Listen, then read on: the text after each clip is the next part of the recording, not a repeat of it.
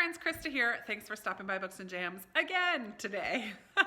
It is Thursday, and so I am one more time, today is the last time, joining Sarah from Sarah's Nightstand and Lindsey from Lindsey's Little Library for Booklist Thursday. I've had so much fun joining with them this month for the last couple weeks.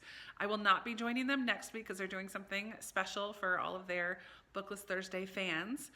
So I'm not joining them next week, but it's possible you'll see me at some point in the future. But today, the topic for Booklist Thursday is 5-star predictions, the Kindle version. So we're taking a look at our Kindles and what's on them and making predictions. Which books do we think are gonna be 5-star reads from our Kindles? I am not a big Kindle user, and actually not that long ago, I went through and deleted a zillion books that were on my Kindle because when I first got my Kindle, I joined BookBub and all these other email sites that just sent me good deals and free books, and I just kept adding free book, sure, add it, free book, sure, add it. But I didn't really care about any of the books that were on there, so I did a huge cull and I deleted over like 100 books off of my Kindle, and right now I have 15. I just deleted one more today. I had 16, but I deleted one more, so I have 15. So when I was looking through to decide which books I think are going to be 5 stars, I was reading reviews and looking at ratings and all of that jazz. And one of the books, after reading a couple of reviews, I'm like, yeah, I don't think I want to read that book after all. So I now have 15 books on my Kindle. So I figured 3 5-star reads out of that 15 would be huge. I've been a little more strict lately with like giving out 5 stars.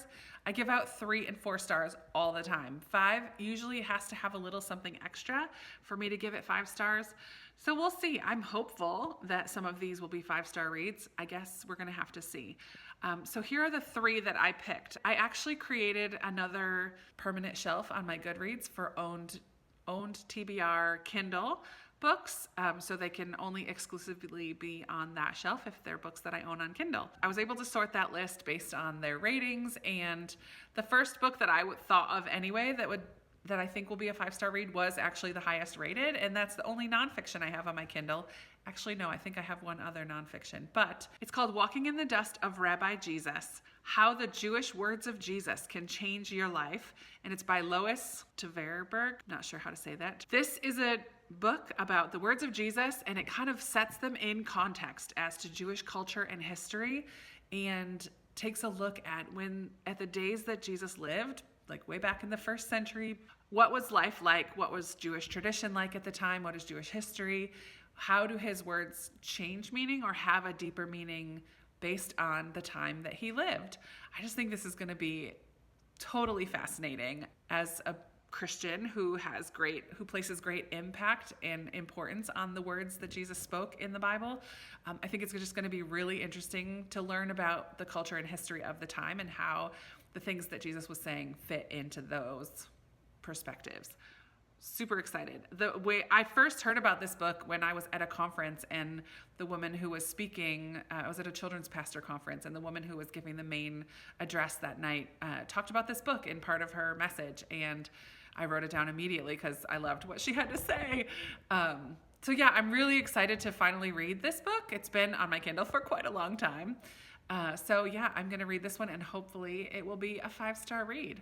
The second book that I think is going to be a 5-star read is called In Love and War. And when I first put it on my Kindle, it was called The Lost Soldiers. It's by Liz Trenow.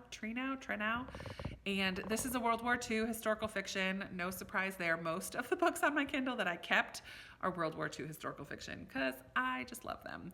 This one sounds interesting. The little blurb at the beginning of Goodreads says that it's for fans of The Nightingale and Lilac Girls and Wives of War, which I haven't read Wives of War, but it's going to be a story of 3 women in World War II and the different paths that they took and how their lives were impacted by the war and their relationships and the men in their lives, and then the 3 of them intersect, like their 3 lives intersect as well.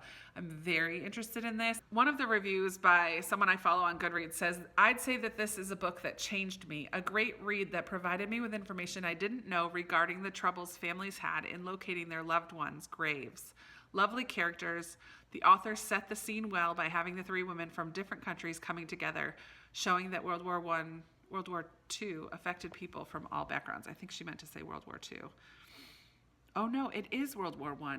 I'm wrong. I was wrong. This is from World War I. But I just love stories about war and women in war, and this has a rating of 4.18 on Goodreads, which is pretty good. And a lot of people gave it 4 and 5 stars. So I'm crossing my fingers. I'm not very good at crossing my fingers. I'm crossing my fingers that this will be a 5-star read for me as well. The third book on my Kindle that I think will be 5 stars is called The Paris Secret, and this is by Lily Graham. And this one is a World War II historical fiction. It takes place in Paris at a bookshop. And Valerie is a young woman who was sent away from Paris when she was just 3 years old. But when she's older, as a young woman, she returns and helps her grandfather in the bookshop. When she returns as a young woman, she hears stories from her grandfather about the war and why she was sent away and what her family experienced in the war. And one person's review sealed the deal that this possibly could be a 5-star read. The person, I don't remember who it was, said, "I can't remember how many times I cried while reading this book." And for me, that is a good news. I love books that can make me feel strong emotions. So I'm just really hopeful that The Paris Secret will be another 5-star read for me. So here's what's going to happen over the next couple months. I'm challenging myself to pick up my Kindle and read at least these 3 books, if not others, because I know Sarah and Lindsey will, in a few months, I forget if it's 3 months down the road or 4 months down the road, they're going to do a follow-up, and I don't want to wait a year and a half like I did with my last 5-star predictions. So I'm hoping to join in with them for the follow-up of these 5-star predictions. I think Sarah and Lindsey both will probably have more than 3 books on their predictions list because they use their Kindles a lot more than I do. So be sure to go to the links down below and check out their channels, find out what books they are hoping are 5-star reads on their Kindles. And thanks for watching today. I would love to hear what you think about these 3. Have you read any of these 3? Have you heard of them before? Do you read your Kindle a lot or not? Or anything else that you want to talk about? You guys know I love talking to you in the comments down below. This is a nice short one for today. I've been having some super long Vlogmas videos. Sorry about that for some of you who are watching every single one. Today's is going to be short, sweet, and to the point, and I will be talking to you in another video tomorrow. Bye.